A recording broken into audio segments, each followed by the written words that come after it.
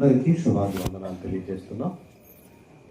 దగ్గర నుంచి దూరం నుంచి వింటున్న వారికి, అలాగే ఈ ప్రాంత వాసులందరికీ క్రీస్తు పేరట శుభాభివందనాలు తెలియజేస్తున్నాం. చాలామంది అనుకుంటారు అప్పన్న గారికి ఏం పని మాట లేదు, ఆయన వెళ్ళింది కాక ఈ గోలైంది అని మీరు అనుకోవచ్చు. ఒక మంచి సంగతులను మనం పరిశీలన చేయడానికి ఏర్పాటు చేయబడినటువంటిదే ఈ సభ. ఎక్కువసేపు అయితే ఉండదులేండి, సుమారు 10 నిమిషాల కల్లా కార్యక్రమాన్ని ముగించుకుందాం. మనిషి యొక్క జీవిత విధానాలలో చక్కని విషయాలను సహోదరుడు కొన్ని విషయాలు మనకు వివరించారు. ఈరోజు కూడా మరికొన్ని సంగతులను మనం ఆలోచిద్దాం. కాలగర్భంలో కలిసిపోయే మనిషి కారణ జన్ముడా అని. ప్రియమైన దేవుని వాళ్ళారా, జీవరాశులన్నిటిలో కల్లా గొప్ప బ్రతుకంటూ జీవితం అంటూ ఉందంటే అది మనిషిదే అని మనం విన్నాం.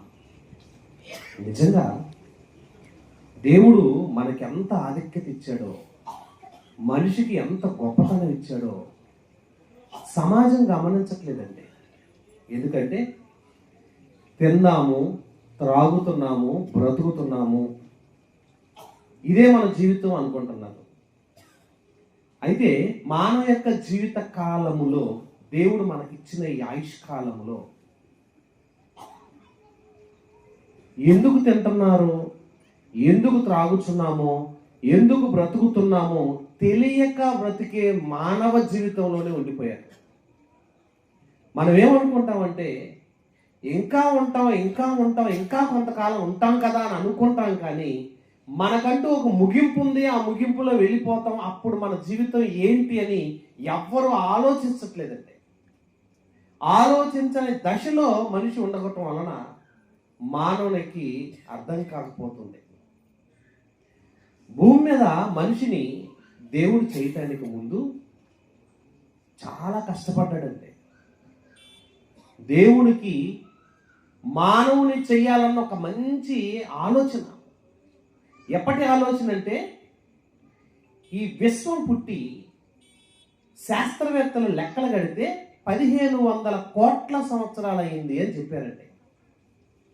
అంటే మనం నివసిస్తున్న ఈ భూమి కానీ, పైనున్న ఆకాశం కానీ, సూర్య చంద్ర నక్షత్ర గ్రహాలు కానీ, విశ్వంలో ఉన్న ప్రతి జీవరాశిని దేవుడు పుట్టించడానికి ముందే వీటన్నిటిని పుట్టించి అప్పటి నుంచి మానవుని పుట్టించాలన్న ఒక ఆలోచన వచ్చేటప్పటికి, అంటే ఈ ప్రకృతిని పుట్టించటానికి ఒక ఆలోచన కలిగేటప్పటికే, అది ప్రారంభమైనప్పటికీ ఇప్పటికీ శాస్త్రవేత్తలు అంచనా వేస్తే 1500 కోట్ల సంవత్సరాలు అయిందంటే.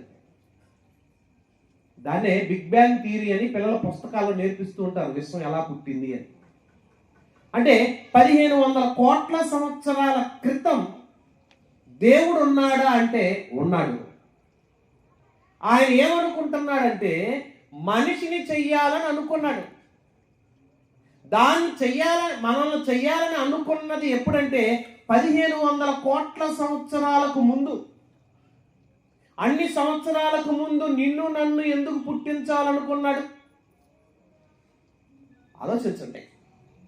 అమ్మా నాన్న అడిగితే మనం పుట్ల, అమ్మని నాన్నని అడిగి నేను పుడతాను నాన్న నాకు జన్మనివ్వరా అని వాళ్ళని అడిగి మనం రాలేదు. మనం పుట్టడానికి, భూమి మీదకి రావటానికి దేవుడు అనుకున్నాడంటండి. మనం పుట్టాలని, మనం భూమి మీదకి రావాలని దేవుడు అనుకున్నాడు. ఏమనుకున్నాడు? ఎప్పుడు అనుకున్నాడు? 1500 కోట్ల సంవత్సరాలకు ముందే మనల్ని పుట్టించాలని దేవుడు కలలు కన్నాడు. మంచిదే. భూమి మీదకి మనం రావాలంటే ఆయన ఎప్పుడో అనుకున్నాడు కదా. అనుకున్న ఆయన మనల్ని పుట్టించడానికి మరి ఎలా రావాలి? మనం భూమి మీదకి రాగానే ఏమేం కావాలి? మీ ఇంట్లోనే ఒక పసిబిడ్డ పుట్టబోతున్నాడు అనుకోండి, ఏ తల్లిదండ్రులైనా ఏం చేస్తారో తెలుసండి? అమ్మమ్మలు, తాతయ్యలు, అక్కడ ఉన్నటువంటి పెద్దలందరూ ముందుగానే ఏం చేస్తారు తెలుసా? పుట్టబోయే బిడ్డ కోసం, ఆ పుట్టబోతున్న బిడ్డను జాగ్రత్తగా ఉంచడం కోసం కొన్ని మంచి పాత గుడ్డలను పొత్తిల్లో పెట్టడానికి, మెత్తగా ఉండటానికి కొన్ని గుడ్డలను ముందుగానే రెడీ చేసి పెడతారు. అలాగే ఆ బిడ్డ కోసం స్వెటర్లు అల్లుతారు. ఆ బిడ్డకు మంచి ఉయ్యాల రెడీ చేస్తారు. ఆ బిడ్డ బాగోగులు చూడటం కోసం కొన్ని సౌకర్యాలను ఏర్పాటు చేస్తారు. అవసరమైతే ముందే డాక్టర్లను సంప్రదించి ఆ బిడ్డ పెరుగుదల కోసం, ఆ బిడ్డ ఎదుగుదల కోసం కావలసిన సౌకర్యాలను ముందుగానే మెడిసిన్ ద్వారా అందిస్తారు. మన ఇంట్లో పుట్టబోయే ఒక బిడ్డ కోసం ఒక 1 ఇయర్కి ముందే ఇన్ని జాగ్రత్తలు మనం పడుతుంటే, ప్రపంచాన్ని కలిగించిన దేవుడు మనిషిని భూమి మీదకి రప్పించడానికి, ఈ మనిషిని భూమి మీదకి రప్పించడానికి ఆయన ఏం చేశాడు తెలుసా? కొన్ని 100 కోట్ల సంవత్సరాలకు ముందే ప్లాన్ చేసుకున్నాడండి. ఒక ఇల్లు కట్టాలంటే యజమాని ముందు ప్లాన్ చేసుకుంటాడు. ఎంత అవుతుందని ఇంజనీర్తో మాట్లాడతాడు. సార్, ఇంత బిల్డింగ్కి ఇన్ని లక్షలు అవుతుంది, ఇంత ఖర్చు అవుతుంది అని చెప్పినప్పుడు ఆ అమౌంట్ సరిపాలు ఉన్నప్పుడే ఆ బిల్డింగ్ కట్టడానికి తీర్మానం చేసుకుంటాడు. దేవుడు కూడా మనిషిని నిర్మాణం చేయడానికి దేవుడు ఎప్పుడు అనుకున్నాడంటే 1500 కోట్ల సంవత్సరాలకు ముందు అనుకున్నాడు. అనుకున్న ఆయన నిన్ను నన్ను భూమి మీదకి రప్పించడానికి సౌకర్యవంతమైనటువంటి వాతావరణాన్ని చెయ్యాలనుకున్నాడు. మరి అంతే కదండి. బిడ్డ పుట్టబోతున్నప్పుడే ఉయ్యాల రెడీ చేస్తున్నాం, ముందే బిడ్డ పుట్టబడుతున్నాడని ముందే సెటర్లు అడుగుతున్నాం, బిడ్డ పుట్టబోతున్నాడని ముందే తగు జాగ్రత్తలు తీసుకుంటున్నాం. మనకు దేవుడు మానవుని భూమి మీదకి పంపించడానికి ఎన్ని జాగ్రత్తలు తీసుకున్నాడు తెలుసా? ఈ విశ్వాన్ని నిర్మాణం చేయడానికి 6 దినాలు కష్టం అనుభవించాడండి. 6 దినాల కష్టం అనగానే మీరు అనుకుంటారు భూమి లెక్క 24 గంటలు కదా అనుకుంటారు. శాస్త్రం తెలుసుకున్న వాళ్ళైనా, చదువుకున్న వాళ్ళైనా, పండితులైనా, మీలో చాలా మంది చదువుకున్న వాళ్ళు ఉండుంటారు. మీకు తెలుసు లేదో, 24 గంటలు భూమికి ఒక రోజు అయితే, గురుగ్రహం ఉంది 48 గంటలకు ఒక రోజు వస్తుందండి. దానికి శనిగ్రహం ఉంది, దానికి మరిన్ని రోజులు, సుమారు మనకి 24 గంటలకు ఒక రోజు అయితే దానికి సుమారు 6 దినాలకు, మన భూమి లెక్కలో 6 దినాలకు ఒక రోజు అవుతుంది. అలాగే విశ్వచక్రం ఉంటుంది, ప్రపంచానికి తిరగడానికి విశ్వచక్రం తన చుట్టూ తాను తిరగాలంటే భూమి లెక్కలో కొన్ని 100 కోట్ల సంవత్సరాలు పట్టిందండి. ఆ విశ్వచక్రాన్నే దేవుడు ఒక రోజు అన్నాడు. అలాంటిది 6 దినాలు కష్టపడ్డాడంటే, ఆ కష్టపడి ప్రతిదీ మన కోసం సౌకర్యవంతంగా చేస్తూ ప్రతిదీ చెక్ చేసుకుంటూ మన యోగక్షేమాల కోసం దేవుడు చాలా కష్టపడ్డాడండి. ఏమండి, ఒక ఇంటిలో తల్లి బిడ్డకు ఆహారాన్ని వండేటప్పుడు ఏం చేస్తుందో తెలుసండి? ఏ స్త్రీ అయినా ఇంట్లో అన్నం కూరలు వండేటప్పుడు, పప్పు చారులు వండేటప్పుడు ఏం చేస్తుంది తెలుసండి? వండుతున్న ఆహార పదార్థాలు ఎలా ఉన్నాయి అని ముందు చెక్ చేస్తుందండి. ఉప్పు సరిపోయిందా లేదా, కారం సరిపోయిందా లేదా, మసాలా సరిపోయిందా లేదా, కూర సరిపోని పులుసు ఉందా లేదా అని దాన్ని చక్కగా చెక్ చేసి రుచి చూసి బాగుంది అన్నాకే దాన్ని టేబుల్ మీద తీసుకొచ్చిందండి. అన్నం మాడిపోయినా, కూర ఉడకకపోయినా, కూర మాడిపోయినా ఏ తల్లి అయినా తీసుకొచ్చి టేబుల్ మీద పెట్టి భోజనం చేయని అంటదండి? అనదు. దేవుడు కూడా మనకు సౌకర్యవంతమైన ఆహార పదార్థాలు, సౌకర్యవంతమైనటువంటి ఋతువులు, కాలాలు చేయటానికి ఆయన కూడా ఎంత ప్రయాసపడ్డాడో తెలుసా? చూడండి, బైబిల్ ఒకసారి మీరు ఓపెన్ చేస్తే చాలా మంది అనుకుంటారండి బైబిల్ అండి ఒక మత గ్రంథం అనుకుంటారండి. మత గ్రంథం కాదండి, మనిషి నేర్చుకోవటానికి మహాజ్ఞాన గ్రంథం. మానవుడి మాన్యువల్. అంటే ఒక టీవీ నిర్మాణం చేసి టీవీ మనం కొనుక్కున్నప్పుడు దాన్ని ఎలా వాడుకోవాలో ఒక పుస్తకాన్ని ఇస్తారు. ఒక రిమోట్ని ఎలా వాడుకోవాలో ఒక పుస్తకాన్ని ఇస్తారు. ఒక సెల్ ఫోన్ కొన్నప్పుడు మాన్యువల్ బుక్ ఒకటి ఇస్తారు. మానవుడు ఎలా నడుచుకోవాలో దేవుడు రాయించిన మాన్యువల్ బుక్కే బైబిల్ అండి. ఈ బైబిల్ మనం చదివితే మనిషి ఎందుకు పుట్టాడో, ఎందుకు బ్రతుకుతున్నాడో, ఎందుకు మరణించాలో, మరణించిన తర్వాత ఏమవుతాడో, ఎక్కడికి వెళ్తాడో, ఎలా ఉండాలో, తల్లిదండ్రులతో ఎలా ఉండాలి, అన్నదమ్ములతో ఎలా ఉండాలి, అక్క చెల్లెలతో ఎలా నడుచుకోవాలి, తోబుట్టులతో, చుట్టుపక్కల ఉన్న సహోదరులతో ఎలా నడవాలి, ప్రతిదీ దీంట్లో రాయబడిందండి. దానికి ముందు దేవుడు ఏం రాశాడు చూడండి. ఆదికాండం 1వ అధ్యాయం మీరు చూసినట్లయితే దేవుడు నిర్మించిన ఈ నిర్మాణంలో మనకు కావలసిన సకల సౌకర్యాలు ఇవ్వటానికి దేవుడు ఎలాంటి మాటలు రాయించాడో తెలుసండి? వండర్ఫుల్ అండి. ఆయన చేస్తున్నటువంటి ఆ మాటలను, ఆ పదాలను మనం చదువుతుంటే ప్రతిదీ చెక్ చేశాడండి. ఆదికాండం 1వ అధ్యాయం 3వ వచనం చూడండి. దేవుడు వెలుగు కమ్మని పలకగా వెలుగు కలిగెను, వెలుగు ఎలా ఉందంటండి? మంచిదైనట్టు చూచాడు. దేవుడు చెక్ చేశాడు, ఇది ఎలా ఉంది? మంచిది, బాగుంది. ఏమండి, వెలుగు బాగుంటుందా? వారం రోజులు ముసుగు పట్టింది అనుకోండి, ఎలా ఉంటుంది? ఎటు చూసినా వాసనే, ఎటు చూసినా కంపే. మనం వేసుకుందామన్నా, బట్టలు వేసుకుందామన్నా కూడా వాసన వచ్చేస్తుంటుంది. నువ్వు వాషింగ్ మిషన్లో వేసి ఉతికేసినా ఆరేసినా చివరికి ఏంటండి, ఏదో ఒక రకమైన వాసన వస్తుంటుంది. అదే ఎండ వచ్చేసి వెలుతురు వచ్చేసింది అనుకోండి, వెలుతురు వస్తే ఎలా ఉంటుంది? అన్ని పెలపల్లాడుతుంటాయి, తలతల్లాడుతుంటాయి, కలకల్లాడుతుంటాయి, చక్కనే ఆరోగ్యకరంగా ఉంటామండి. వెలుగు ఎలాంటిది అంటండి? మంచిది, గుడ్, ఇది బాగుందని చెక్ చేశాడు. రెండోది ఏం చేశాడు చూడండి, 11వ వచనం 10వ వచనం చూడండి. దేవుడు ఆరిన నేలకు భూమి అని పేరు పెట్టెను, జలరాశికి ఆయన సముద్రములు అని పేరు పెట్టెను, అది మంచిదని దేవుడు. ఏంటిదంట మంచిది? సముద్రం మంచిది అంటండి. సముద్రం ఎలా ఉంటుందండి? ఉప్పు నీళ్ళ, తీయ నీళ్ళ, అన్ని కట్టిక ఉప్పు నీళ్ళు. ఎందుకు ఉప్పు నీళ్ళుగా చేశాడు తెలుసా? హుస్సేన్ సాగర్లో ఉన్న నీళ్ళండి మంచి నీళ్ళు, ఉప్పు నీళ్ళండి. ఏ నీళ్ళండి? మంచి నీళ్ళే అలా అయిపోయినాయి. అన్ని నీళ్లు దాంట్లో కలిసిపోయి అన్ని పదార్థాలు అన్ని దాంట్లోకి వస్తే ఏమైపోయినాయండి? కంపు కొట్టిపోయే చెరువు అయిపోయింది. హుస్సేన్ సాగర్ ఒక పెద్ద చెరువు. చెరువులో ఉన్న నీళ్ళన్నీ ఏమైపోయినాయి? కలుషితం అయిపోయినాయి. అదే సముద్రంలో ఎలాంటి ఫ్యాక్టరీలో నీళ్ళు వచ్చేసినా, ఎలాంటి భయంకరమైనటువంటి విషవాయువులు వదిలినా ఉప్పేం చేసి తెలుసా? అంత ఎర్రగొట్టి చదువు చేసి చక్కగా ఉంచిద్దండి. ఎప్పుడు సముద్రం పాడవదండి. అది ఎలాంటిదంటండి? మంచిది. మళ్ళీ ఉప్పు సముద్రంలో కూడా మళ్ళీ చేపలు ఉంటాయి. అవి మాత్రం ఉప్పగా ఉండవు, మళ్ళీ చప్పగానే ఉంటాయి. ఉప్పు నీళ్ళలో చేపలు ఎలా ఉంటాయండి? ఉప్పు చేపలు ఉంటాయా? మళ్ళీ చప్పగానే ఉంటాయి. అని అది ఎలాంటిది? మంచిది.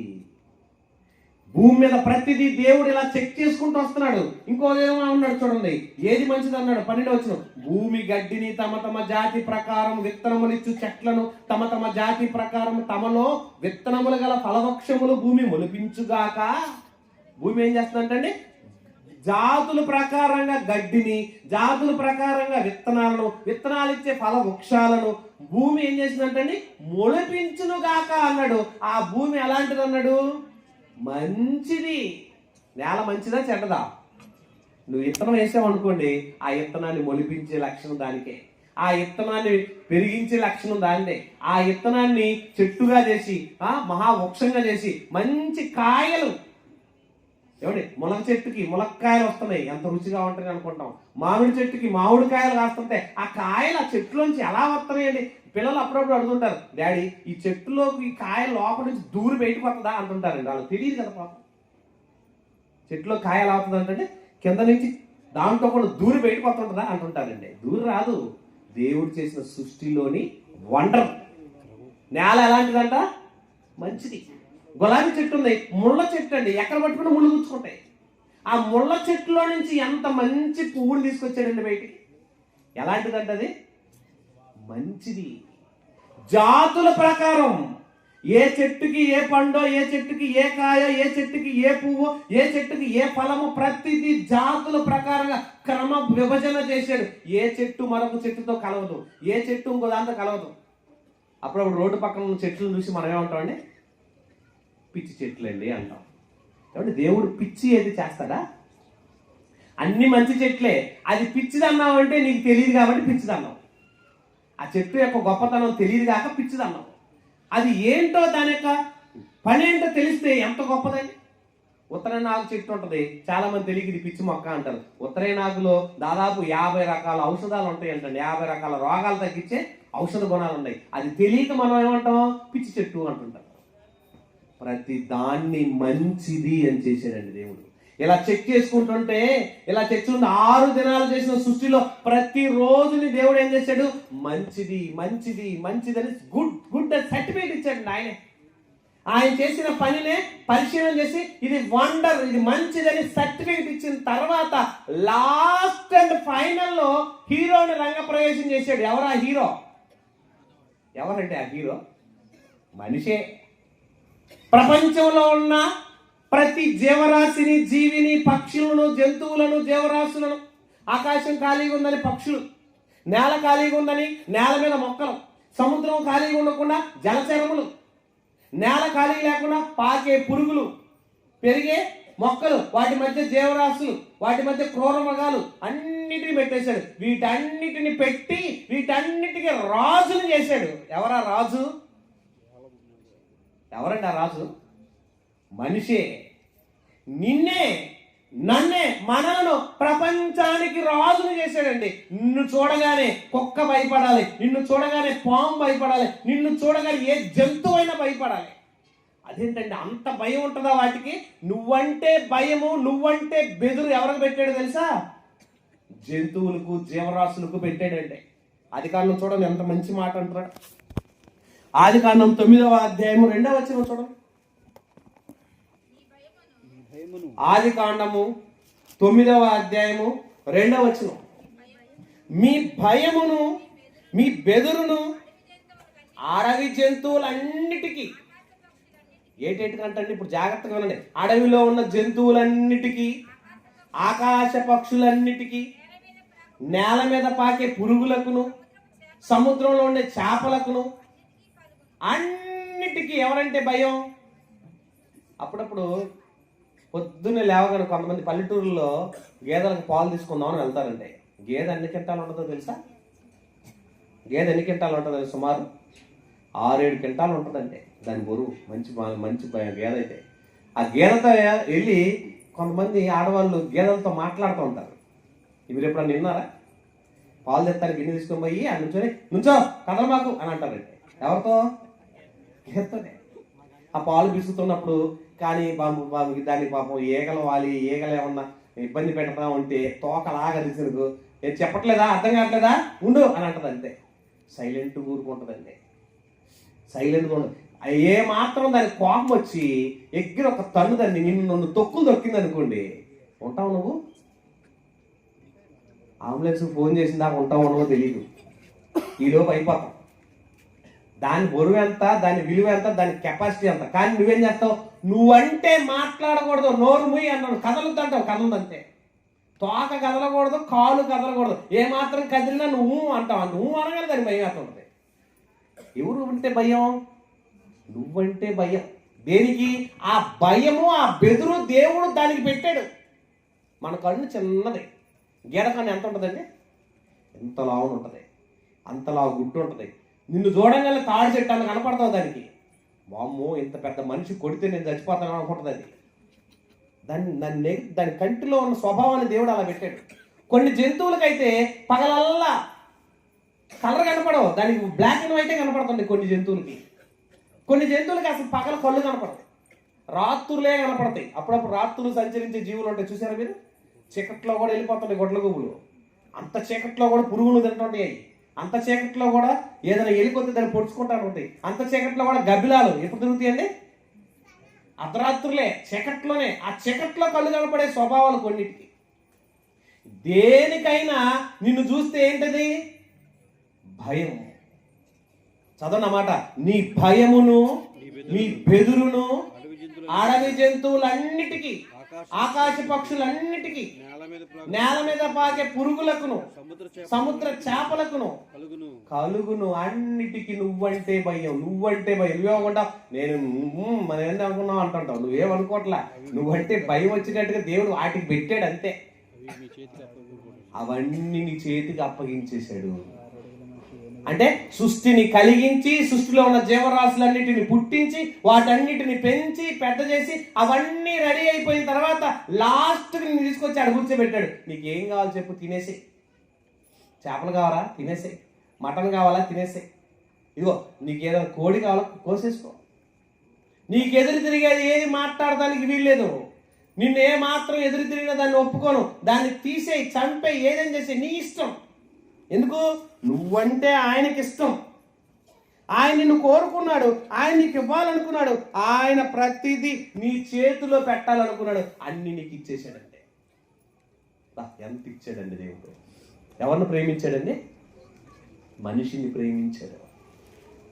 మాట ఇచ్చాడు. ఇందాక బ్రదర్ చెప్పారు కదా, స్వరం ఇచ్చాడు, మాట్లాడుకునే స్వభావం ఇచ్చాడు. గేదెకు జ్వరం వచ్చింది అనుకోని మాటలు రావు, కుక్కకు జ్వరం వచ్చింది అనుకో నోరిపి చెప్పదు. అది నోరు లేదు, భాష లేదు. చిన్నపిల్లలకి యానిమేషన్ బొమ్మలో వీడియోలు వస్తుంటాయి చూసారండి, అందులో కుక్క పిల్ల మాట్లాడుతూ ఉంటాయి, పిల్లి పిల్ల మాట్లాడుతుంటుంది, చేప పిల్లలు మాట్లాడుతుంటాయి, పైన ఎగిరే పక్షులు మాట్లాడుతుంటాయి. నిజంగా అవన్నీ మాట్లాడతారు. బొమ్మలు మాట్లాడుతుంటే పిల్లలు గుడ్లగా అప్పగించుకొని చూస్తుంటారు, భలే ఉన్నాయి కదా అని. కార్టూన్ ఛానల్స్ అండి, వాళ్ళకి అయ్యే పెట్టాలి. నువ్వు పెద్ద పెద్ద హీరో సినిమా పెట్టినా తీసేయి, నాకు బొమ్మలు పెట్టు లేదంటాడు. వాడికి ఏం కావాలి? చిలక మాట్లాడింది కావాలి, పాము మాట్లాడింది కావాలి. అవి మాట్లాడుకుంటూ బొమ్మలు తిరుగుతూ ఉంటే వాడికి ఆనందంగా ఉంటుంది బొమ్మలు మాట్లాడుతున్నాయని. కానీ నిజ జీవితంలో అది ఎక్కడ జరిగిద్దా? ఎక్కడ లేదు. ఏదైనా మాట్లాడే గుణం ఇచ్చాడా? నీకు ఎదురు తిరిగిద్దేమో. గేదె దగ్గర పాలు తీసుకొని బిందె తీసుకుని వస్తున్నావు అనుకోండి, రాత్రి తెల్లారు కమ్మగా నిద్రపోయావు, నన్నేమో ఈ దోమలో పడేసావు, తెల్లారి పాటికి గిన్నె తీసుకొని నా కోసం పాలు తీసుకోవడానికి వచ్చావా, నాకు మేత పెట్టకుండా ఏం పెట్టకుండా కమ్మకు గొడక పెట్టి నిద్రపోయావు, నేను ఎన్నిసార్లు అలిసినా కూడా తలుపు తీయలేదు, నీకు పాలు కావాలి నేను ఇస్తానా రా, నిన్ను ఒక తను అంతా ఉంటుంది అనుకోండి. ఏమంటావు నువ్వు? అది మాట్లాడితే మళ్ళీ మనకి ఎక్కడ ఇన్సల్ట్ అయిపోద్దేమోనని దాన్ని నోరు నొక్కేసాడు. ఎక్కడ నోరు మాట్లాడే ఛాన్స్ లేదు, నువ్వు వంటానికి లేదు. నువ్వు ఏది పెట్టినా తినాల్సిందే, నువ్వు ఏది పెట్టినా పడాల్సిందే. నువ్వు ఏమన్నా అంటే నువ్వే దాన్ని కొట్టే స్థితికి ఇచ్చాడు, కానీ దాన్ని నీకు ఎదురు తిరిగే ఛాన్స్ ఇవ్వలేదండి. సింహాన్నైనా ఆడించే స్వభావం మనిషికి ఉంది. సర్కస్లో చూడండి, సింహంతో కూడా తాడు మీద ఆటాడిస్తాడు, పులులతో ఆటాడిస్తాడు, ఏనుగులు సైతం కూడా ఒక స్టూల్ మీద నుంచోబెట్టిస్తాడు. అంత తెలివి, అంత పరిజ్ఞానం, అంత మచ్చలు చేసిన స్వభావం ఎవరికి ఉంది? మనిషికి. దాన్ని సాధు చేసుకునే గుణగణాలు అవి సాధవుతాయి అంటండి, సాధవుతాయి. చూడండి ఏమన్నాడు యాకోబు పత్రిక 3వ అధ్యాయము 7వ వచనంలో దేవుడు అన్నాడు, ప్రతి జీవిని నీకు సాధు చేశాడు అంటుండ దేవుడు. మృగ, పక్షి, సర్ప జలచరములలో ప్రతి జాతియు నరజాతి చేత సాధు కాజాలను. చిలకలతో మాట్లాడుతుంటాడు, కాకుల్ని పెంచుకుంటుంటాడు, పిల్లుల్ని పెంచుకుంటూ ఉంటాడు, కుక్కల్ని పెంచుకుంటుంటాం, అవి నీ చుట్టూ తిరుగుతుంటాయి. నువ్వు ఎట్లా చేయమంటే అవి చేస్తుంటాయి. అవన్నీ నీకు సాధు అయిపోతాయి అంటండి. చేపలతో మాట్లాడతాడు ఒక ఆయన, నా దగ్గర వీడియో ఉండేది, అది మరి మా పిల్లలు తేలేదు కానీ, చేపతో మాట్లాడతాడు మనిషి. నువ్వు పో అంటే పోదండి, పోతా ఉంటుంది, వస్తూ ఉంటుంది. నువ్వు పో అని ఇసేసినప్పుడు మళ్ళీ ఆయనకు వస్తూ ఉంటుంది. చేపలు మనిషికంటే అంత లౌక్యం అయిపోతాయి అంటే. మనిషి ప్రతి దాన్ని సాధు చేసుకునే శక్తిని మనిషికే దేవుడు ఇచ్చాడని. ఎందుకు ఇచ్చాడు? నిన్ను ఈ భూమి మీద రాజుగా చేశాడు దేవుడు. ఈ విశ్వం మొత్తానికి రాజుగా నేను చేశాడు. ఈ విశ్వానికి చక్రవర్తిగా నేను చేశాడు. ఈ విశ్వాన్ని ఏరే గుణగాలను నీకే ఇచ్చాడు దేవుడు. చూస్తారా, పాట ఉంది, వేస్తా ఉన్నా, కట్ అయితే వచ్చిద్దంటే చూద్దాం. మన గొప్పతనం ఏంటో తెలుసుకోవాలి కదండి. నిన్ను ఎంత గొప్పగా చేశాడో తెలుసుకోకపోతే నీకేం అర్థమైంది? రెడీ అయితేనా చేసేయండి. అంతే, నిన్ను ఎంత గొప్పగా చేశాడో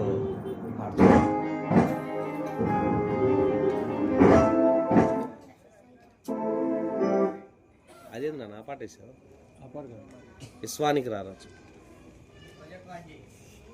ప్రాజెక్ట్ ఆన్లోనే ఉందన్న.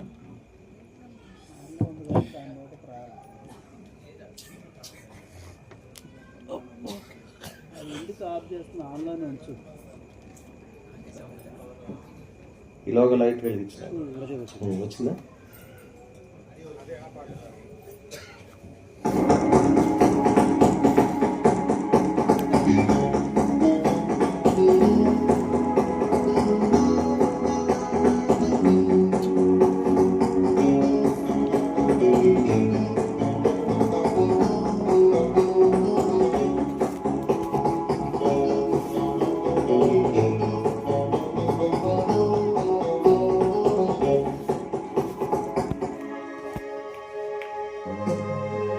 విశ్వానికి రారాజుగా చేశాడు నిన్నరునిగా. ఏం చేస్తూ ఉన్నావని గమనిస్తూనే ఉన్నాడు, నీ వైపే చూస్తున్నాడుగా.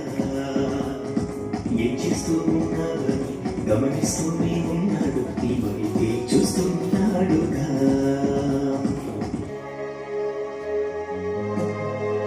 విశ్వానికి రారాజుగా చేశాడు నిన్నరునిగా.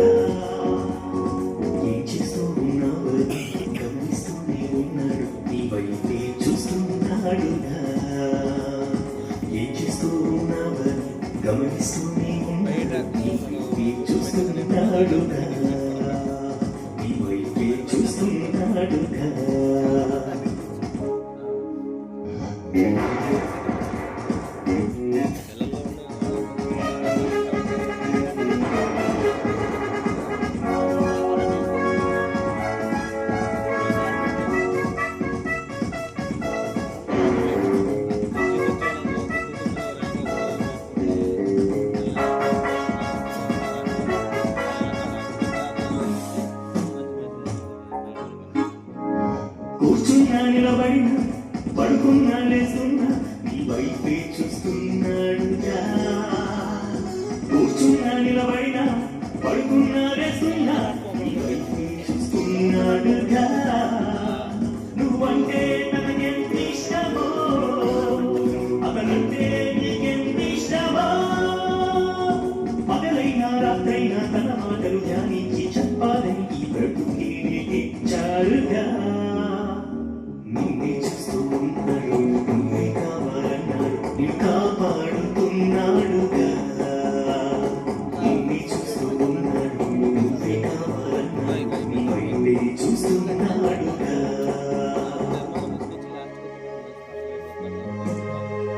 విశ్వానికి రారాజుగా చేశాడు నిన్నగా. ఏం చేస్తూ ఉన్నావని గమనిస్తూనే ఉన్నాడు, నీ వైపే చూస్తున్నాడుగా. ఏం చేస్తూ ఉన్నావని గమనిస్తూనే ఉన్నాడు, నీ వైపే చూస్తున్నాడుగా.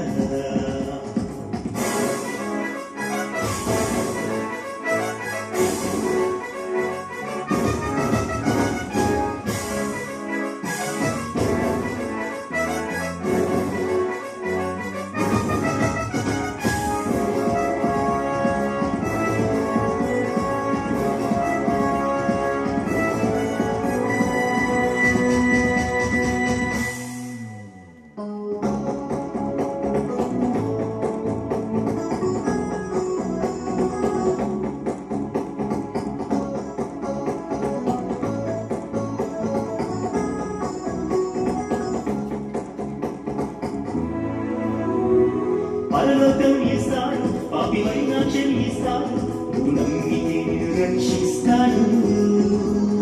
పరలోకం ఇస్తాడు, పాపివైనా క్షమిస్తాడు, నువ్వు నమ్మితే నిన్ను రక్షిస్తాడు. నువ్వంటే తనకెంత ఇష్టమో, అతనంటే నీకెంత ఇష్టమో.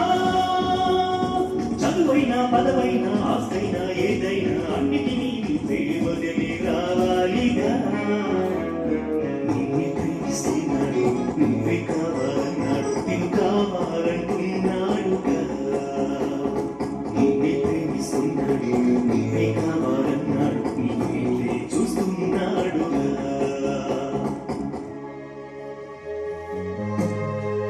విశ్వానికి రారాజుగా చేశాడు నిన్నరునిగా.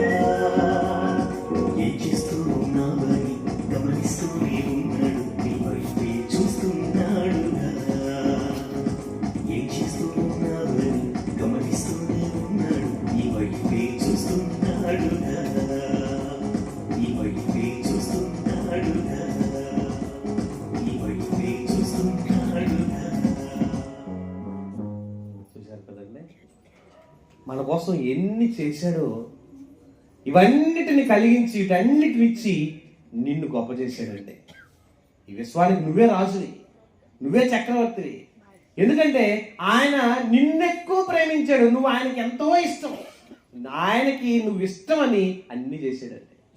ఇష్టమైన బంధువులు ఎవరైనా మన ఇంటికి వస్తే ఏం చేస్తాం తెలుసండి?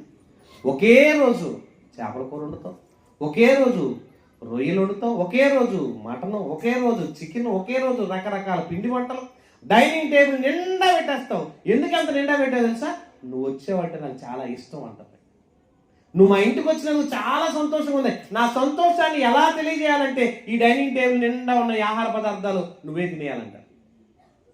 తూర్పుగోదావరి జిల్లా, పశ్చిమ గోదావరి జిల్లాకి వెళ్తే అల్లుడికి అంటండి దాదాపు 300 వెరైటీలు పెట్టిందంటండి ఒక అత్తగారు. ఏంటయ్యా అంటే అంత ప్రేమ. అన్ని వెరైటీలు పేపర్లో కూడా ఇచ్చేసారండి. 320 రకాలు పెట్టింది ఒక అత్తగారండి. అంత ప్రేమ. దేవుడు నీకు ఎంత ప్రేమించాడండి, 100% ప్రేమించాడు. అంతగా ప్రేమించడం వెనక దేవుడు నేను ఎందుకు ఇంత ప్రేమించాడంటే నువ్వంటే ఆయనకి ఇష్టం. అంత ఇష్టం ఎందుకు కలిగింది ఆయనకి? మనం చూస్తే ఎలా ఉన్నాం? భయంకరం. దేవుడు అంటే పట్టించుకోం, దేవుడు అంటే తెలియదు, దేవుడు అంటే ఎరగం. మనం పుట్టిన కానించి చచ్చిపోయేంత వరకు ఈ లోకంలో ఎలా తినాలి, ఎలా బ్రతకాలి, ఏం చేయాలి, ఎలా చేయాలి, ఇదే ఆలోచన తప్ప అసలు నేను ఎందుకు పుట్టాను, నేను ఎందుకు పెరుగుతున్నాను, నేను ఎందుకు బ్రతుకుతున్నాను, నేను ఎందుకు మరలా చచ్చిపోతున్నాను, చచ్చిపోతే నేను ఏమైపోతాను, నా బ్రతుకు ఎందుకు వచ్చింది, ఈ బ్రతుకు వెనక పరమార్థం ఏంటని ఏ రోజైనా ఒక్కళ్ళ కూడా ఆలోచించరు, ఒక్కళ్ళ కూడా మరొకళ్ళని అడగరు. ఎందుకో తెలుసా? మనందరము బాల్యం నుంచి బడికి పోయే బోధలో ఉన్నాం తప్ప బడికి ఎందుకు పోతున్నాం అంటే బాల్యం నుంచి బడికి పోయి మనం ఏంటో తెలుసా? చదువుకోరా, ఉద్యోగం అవుతుంది, చదువుకోరా, గొప్పడవుతావు, చదువుకోరా, ఉన్నత స్థితికి వెళ్తావు, చదువుకోరా, మంచివాడవుతావు, చదువుకోరా, గొప్పడవుతావు. ఇదే బోధ చేసాం. ఈ బోధలోనే ఉండి మనవాడు ఏం చేస్తాడు తెలుసా? బాల్యం నుంచి 20 ఏళ్ళు 25 ఏళ్ళు వచ్చేంత వరకు చదివి మంచి ఉద్యోగం తెచ్చుకొని చక్కగా పెళ్లి చేసుకొని పిల్లలు కానీ వాళ్ళ బాగా చదివించి వాళ్ళ కోసం ఇల్లు కట్టి వాళ్ళ కోసం సంపాదించి వాళ్ళ కోసం కూడబెడితే మరలా మరణించే స్థాయికి వెళ్ళిపోతాడు. ఇంకా అంతే మన జీవితం అనుకుంటున్నాం.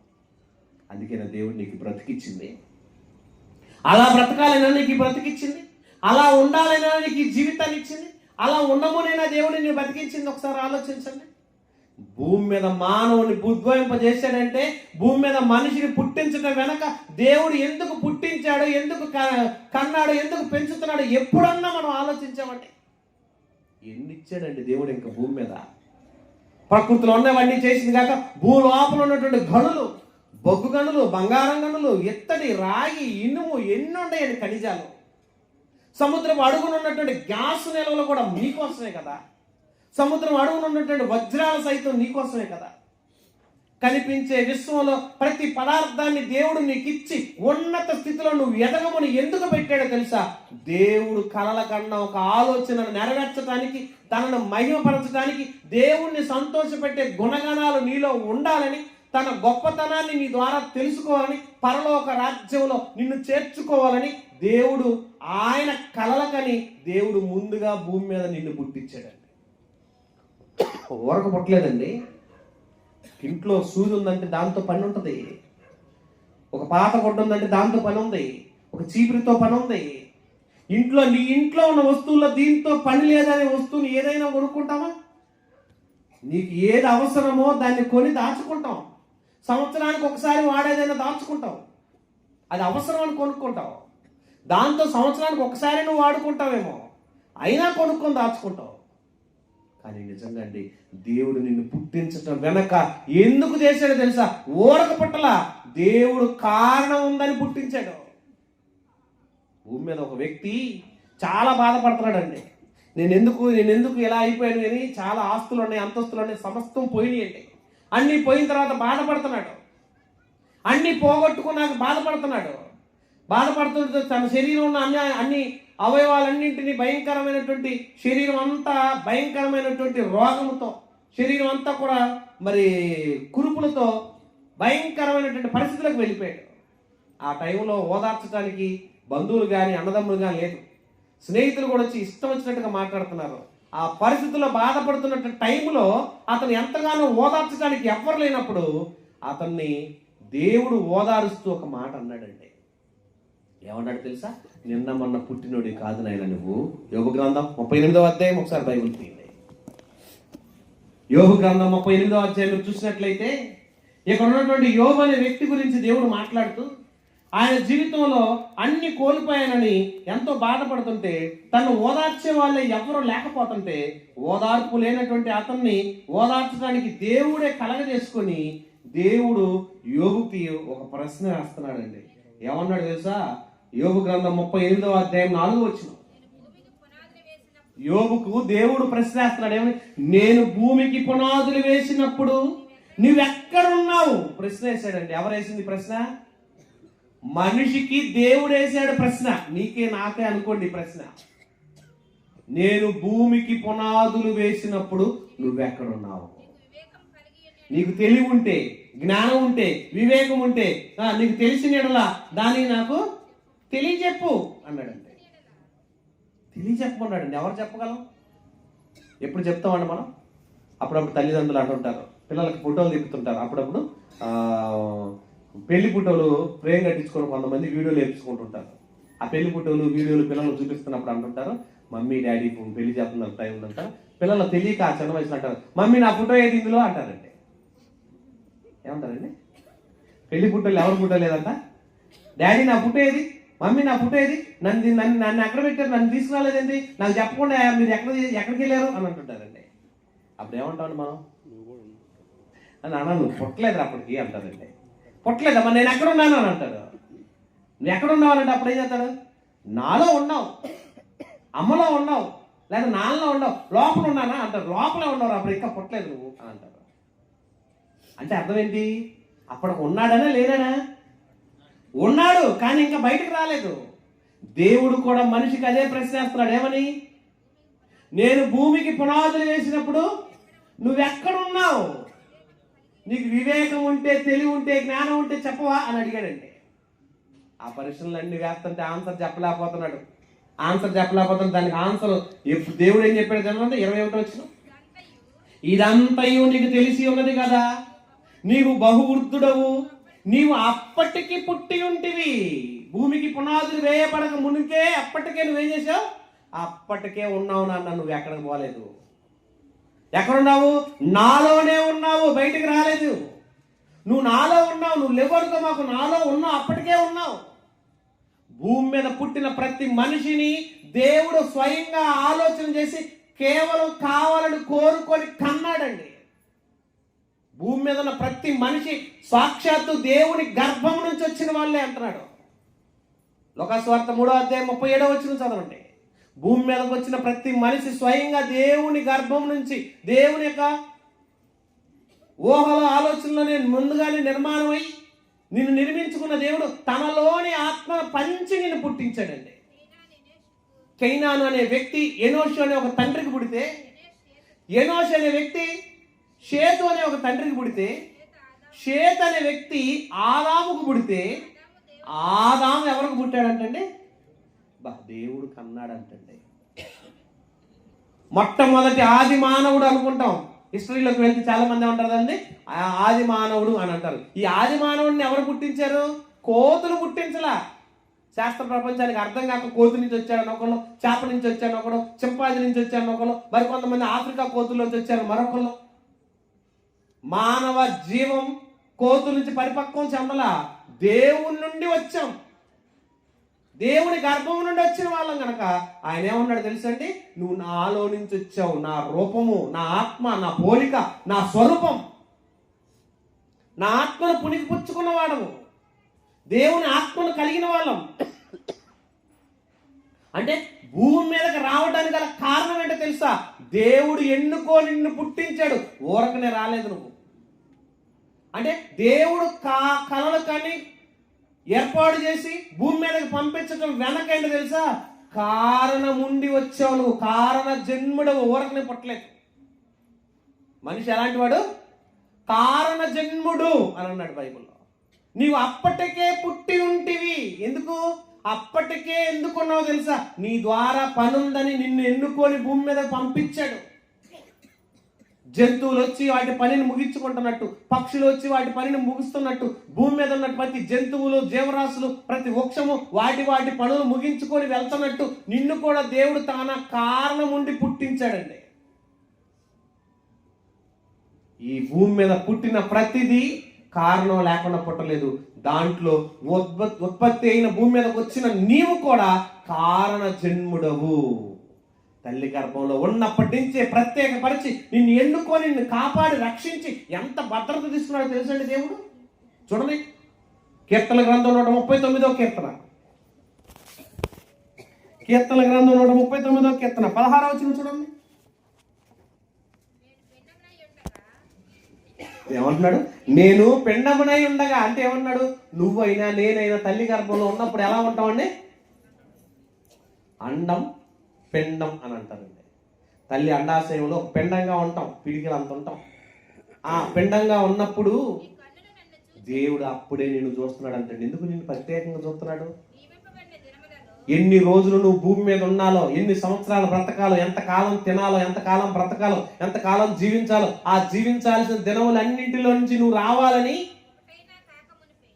నియమించిన దినముల్లో ఒకటైనా కాక మునిపే ఎన్ని రోజులు భూమి మీద ఉన్న అన్ని రోజులు దేవుడు తన గ్రంథంలో రాసుకున్నాడు అంటండి. ఎవరి డైరీలో రాసుకున్నాడు? ఆయన డైరీలో నిన్ను రాసుకున్నాడు.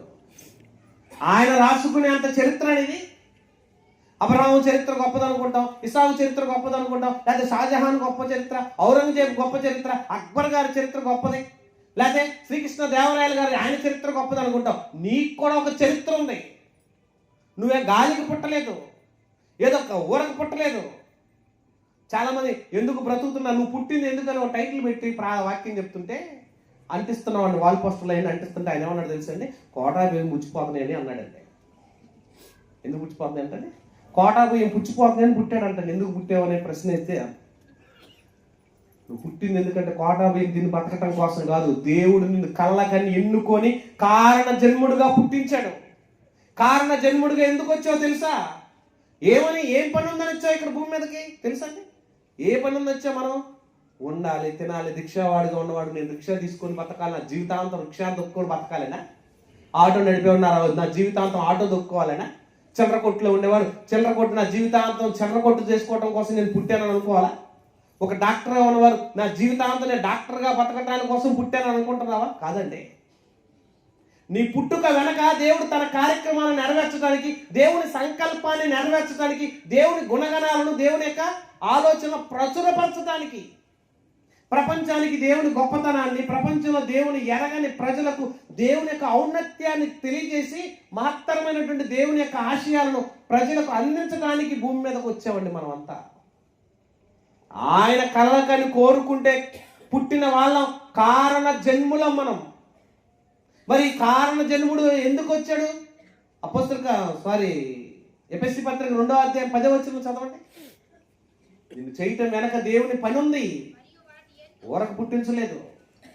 మరియు వాటి యందు మనం నడుచుకోవాలని దేవుడు ముందుగా సిద్ధపరిచిన సత్క్రియలు, వాక్యం అనేటువంటి పనులతో ఈ భూమి మీద దేవుని వాక్యం ప్రకటించడానికి, దేవుని మాటలు వినిపించడానికి, దేవుని గురించి చెప్పటానికి, దేవుని కోసం బ్రతకటానికి నిన్ను పుట్టించాడండి. ఏటి కోసం అంటండి? సత్క్రియలు చేయుటకై మనము క్రీస్తు యేసునందు సృష్టింపబడిన వారమై ఆయన చేసిన పనిగా ఉన్నాము. కారణ జన్ములం మనము. మరి కారణ జన్ముడు ఏమవుతున్నాడు? కాలగర్భంలో కలిసిపోతున్నాడు అండి. మన పూర్వీకులు ఎక్కడ ఉన్నారు? మట్టిలో నిద్రపోతున్నారు. మన పూర్వీకులు అందరూ ఏమైపోయారు? శ్మశానంలో ఉన్నారు. అప్పుడప్పుడు చూసుకుంటూ ఉంటాం కదండి, శ్మశానాలకు వెళ్ళిపోయి శ్మశానాలకు పండగ పెట్టుకున్నారండి మనలో. ఆ పండగ రోజు వెళ్ళి ఆ శ్మశానం కాడ శుభ్రంగా కొన్ని కొవ్వొత్తులు వెలిగించి, కొన్ని లైట్లు వేసేసి చక్కగా దాన్ని శుభ్రంగా కడిగి, ఇది మా తాతది, ఇది మా నాయనమ్మది, ఇది మా ముత్తాతది అనేవాళ్ళు. ఇప్పుడు అలా కాదు, ఒకే దాని మీద అరల్లా పెట్టేస్తున్నారు. ఆనందపేట అలానే మీకు కనపడింది. కిందేమో అమ్మగారు ఉన్నారు, పైన నాన్న ఉన్నాడు, ఆ తర్వాత ఏమో పైన తాత ఉన్నాడు, ఆ తర్వాత అమ్మమ్మ ఉంది, జేజమ్మ ఉందని చెప్పుకుంటారు. ఒకే దాని మీద బిల్డింగ్లు కట్టినట్టు కడుతున్నారు సమాధులు కూడా, ఒకదాని మీద ఒకటి, ఒకదాని మీద ఒకటి. అంటే దీని వెనక ఏముందో తెలుసా? నువ్వు భూమి మీద ఊరక పుట్టావు, ఊరక పెరిగావు, ఊరక బ్రతుకుతున్నావు అని కాదు. నీ బ్రతుకు పరమార్థం తెలియటం కోసం నీకు కారణ జన్ముడిగా పుట్టించింది మట్టిలో కలిసిపోవడానికి, మట్టిలో మమేకమైపోవడానికి కాదు. ఈ భూమి మీద ఎంతో మంది చక్రవర్తులు పుట్టారు. ద గ్రేట్ చక్రవర్తిగా ఉన్నటువంటి అలెగ్జాండర్ అన్నారు, ద గ్రేట్ అలెగ్జాండర్ అన్నారు. ఎందుకు అన్నారు తెలుసా? ఆయన ఈ ప్రపంచాన్ని అంతా జయించాలని ఆశయంతో బ్రతికాడు. చిన్న దోమ కుట్టి చచ్చిపోయాడు. హిట్లర్ అనే వ్యక్తి ఈ ప్రపంచ పటం మీద నిద్రపోతూ ప్రపంచ పటాన్ని దుప్పటగా చేసుకుని అవే పడుకొని నిద్రపోయి ఈ ప్రపంచం అంతా నేను హస్తగతం చేసుకోవాలనుకున్నాడు. ఆ హిట్లర్ తన కణతలకు తన తుపాకీ పెట్టి కాల్చుకుని తానే చచ్చిపోయాడు. ప్రపంచంలో మనుషులు ఏదో సాధించాలని కాదు పుట్టింది, దేవుని పని నెరవేర్చటానికి, దేవుణ్ణి సంతోష పెట్టడానికి, దేవుణ్ణి మహిమపరచడానికి, దేవుని గుణగణాలు తెలుసుకోవటానికి, దేవుని ప్రచురించడానికి కారణ జన్ముడుగా వచ్చావు. కానీ ఎంతోమంది అంటే హిట్లర్ అయినా, సద్దాం హుస్సేన్ అయినా, బిన్ లాడెన్ అయినా, ప్రభాకరన్ పిల్లేనైనా, దావీద్ అబ్రహాం అయినా, ఎంతమంది అంటే ఈ భూమి మీద ఈ కాలగర్భంలో కలిసిపోయారు. ఈ మట్టిలోనే నిద్రపోతున్నారు, ఈ మట్టిలో కలిసిపోయారు. ఎందుకు పుట్టారో తెలియదు, ఎందుకు బ్రతుకుతున్నారో తెలియదు, ఎందుకు ఎదుగుతున్నారో తెలియక అజ్ఞానులుగా, మూర్ఖులుగా బ్రతికి బ్రతికి మట్టిలో కలిసిపోయారు, కాల గర్భంలో కలిసిపోయారు. వీళ్ళందరూ కూడా ఒకప్పుడు దేవుడు కళ్ళ కన్న కారణ జన్ములేనండి మనంతా. మరి మనం కారణ జన్ములుగా ఉన్న మనలను దేవుడు తన ఉన్నతమైన స్థితిలో ఉంచాలని, నిత్య జీవానికి, పరలోక రాజ్యాన్ని తీసుకెళ్లాలని ఎన్నో కలలకని నీ కోసం 6 దినాల కష్టపడి ప్రతిదీ మంచిది మంచిది మంచిదిగా చేసి తినే పదార్థాలు, ఆహార పదార్థాలు కానించి నువ్వు వాడుకునే ప్రతి పదార్థం వరకు దేవుడు ఎంత కాపలా అండి. సృష్టిలో ప్రతిసారి నీకు వర్షాకాలం, చలికాలం, వేసవి కాలాన్ని ఋతువులతో మార్చి ఆరోగ్యకరమైన ఆహార పదార్థాలు ఇచ్చి ప్రకృతిలో ప్రతిదీ నీకు లోబరిచి నిన్నెందుకు ఎంతగా పెంచాడు తెలుసా? నువ్వు కారణ జన్ముడివి. నేను ఎందుకు పుట్టాను, ఎందుకు బ్రతుకుతున్నాను, ఎందుకు జీవిస్తున్నాను తెలియక అజ్ఞానిగా బ్రతుకుతున్నాను అనుకోవద్దు.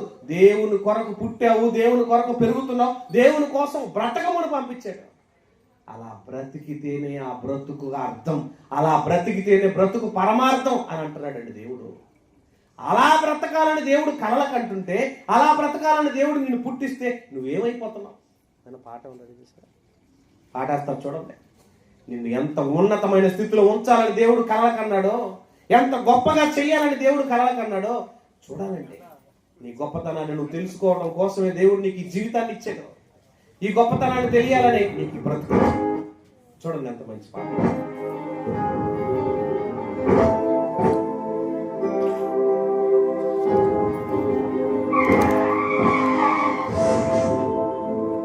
మీడియా వింగ్ హెడ్ ప్రతాప్ కూడా వచ్చాడు. ఎలా అవసరం మంది వాళ్ళు కలవడానికి వచ్చారు. డాడీ కూడా పంపించారంట. మన మీటింగ్ ఉందని ఇటు వచ్చాడు. ఇందా ఫస్టే వద్దన్నాడు. లాస్ట్లో Ongole Pratap BY media head.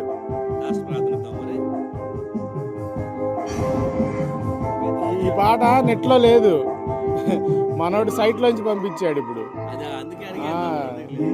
ఈ పాటలని బ్యాన్ చేశారు మనవి.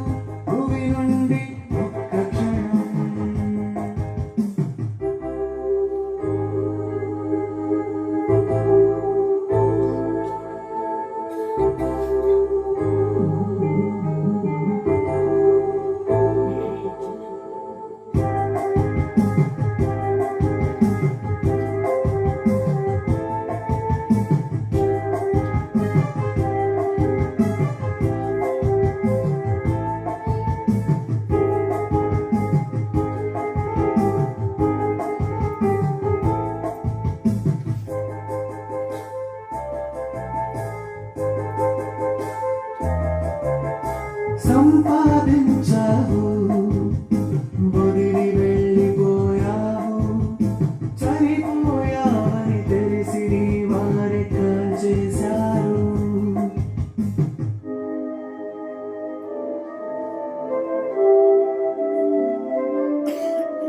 మట్టిలో కలుపుటకు తొందర, బంధువులు అందరూ ముందర, శవము చూడాలని తొందర, కళ్ళ నుంచి కన్నీరింతర, చనిపోయామని తెలిసిన క్షణమే మనుషులంత చేసేది ఈ పని. పుట్టించిన దేవుని కోసం చేసావా ఏ పని?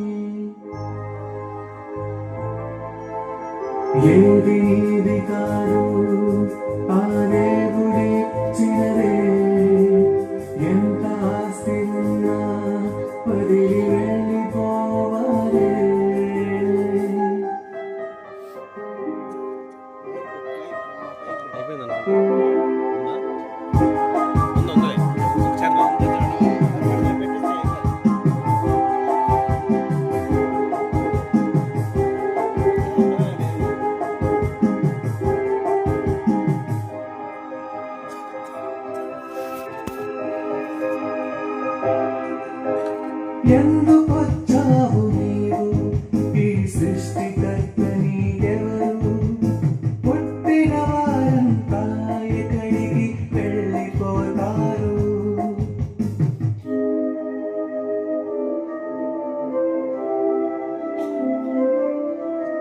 వృత్తి వచ్చేదెలా ఎవరికి, చచ్చిపోయేదెలా చివరికి, ఆత్మ వచ్చిందెలా జగతికి, కన్ను మూస్తే వెళ్ళేదెక్కడికి, గుర్తిస్తామని తెలిసేలోగా మృత్యు వచ్చేది ఎవరికి, మీరు గుర్తించిన దేవుడి తండ్రిని తెలుసుకోలేదు చివరికి. ఏది నీది కాదు ఆ దేవుడిచ్చినదే, ఎంత ఆస్తి ఉన్నా వదిలి వెళ్ళిపోవదే. చూశారు కదండి, శ్రీదేవి గారు 5 లక్షల చీరతో తగలబెట్టారు. ఆ చీర ఖరీదు ఎంత తెలుసా? 5 లక్షలు. కానీ ఉండలేదండి, మట్టిలో కలిసిపోయింది. ఎంత ఉన్నత స్థితిలో ఉన్న ప్రతి మనిషి మట్టిలో కలిసిపోతున్నాడు. కలిసిపోయే ప్రతి మనిషిని దేవుడు ఊరక పుట్టించలేదు, కారణ జన్ముల మనం. ఈ కాలగర్భంలో కలిసిపోవాలని కాదు, కానీ దేవుని పని జరిగించడం కొరకు దేవుడి కొరకు పుట్టాం. చివరి మాట చూసుకుందాం. కొలస్సీ ఫిలిప్పీ పత్రిక 2వ అధ్యాయం 13వ వచనం చూడండి. ఈ భూమి మీద మనిషి పుట్టడం వెనక దేవుడు చేసిన ఆయన దయా సంకల్పం నెరవేర్చడానికి, ఆయన పనిలో ఉండటానికి దేవుడు ఎన్ని కళ్ళ కన్నాడండి. ఎందుకనగా కార్యసిద్ధి కలగజేయుటకును తన దయా సంకల్పము నెరవేరుటకై మీలో కార్యసిద్ధి కలగజేవాడు దేవుడే. ఆయన పని నెరవేర్చడానికి, ఆయన కార్యక్రమాల్లో నువ్వు ఉండాలని కలలకని నిన్ను పుట్టించాడండి. కారణ జన్ములము. మన తాతలు ఎక్కడ ఉన్నారు? మట్టిలోకి వెళ్ళిపోయారు. మన బంధువులు మట్టిలోకి వెళ్ళిపోయారు. మన ముత్తాతలు మట్టిలోకి వెళ్ళిపోయారు. వీళ్ళందరూ భూమి మీద ఏం పని చేసి వెళ్ళిపోయారు మట్టిలో చెప్పండి? దేవుని కొరకు బ్రతికి, దేవుని కొరకు కష్టపడి, దేవుని కొరకు చేసి మరణించమని దేవుడు తన యొక్క చిత్తాన్ని నెరవేర్చడం కొరకు నిన్ను పుట్టిస్తే, నీ కోసం, నీ కుటుంబం కోసం, నీ పిల్లల కోసం, నీ బంధువుల కోసం, నీ రక్త సంబంధుల కోసం, ఈ లోకం కోసం అంటూ బ్రతికి బ్రతికి బ్రతికి చచ్చిపోతే, నీకు మట్టిలోకి వెళ్ళిపోయి నరకానికి వెళ్ళిపోతే నిన్ను ఎవరైనా తప్పించేది? నిన్ను రక్షించడానికి ప్రభు యేసుక్రీస్తు ఈ లోకానికి వచ్చి మనుషులందరి కొరకు ప్రాణం పెట్టి, మనుషులందరిని రక్షించడానికి విమోచకుడై ఉండి, మనుషులందరి కోసం తన శిలువ మరణాన్ని పొంది చనిపోయి తిరిగి లేచి మరలా నన్ను నమ్మి ఆయన విశ్వాసం ఉంచితే మిమ్మల్ని ఇలాంటి నిత్య జీవానికి తీసుకెళ్తానని వాగ్దానం చేశాడండి.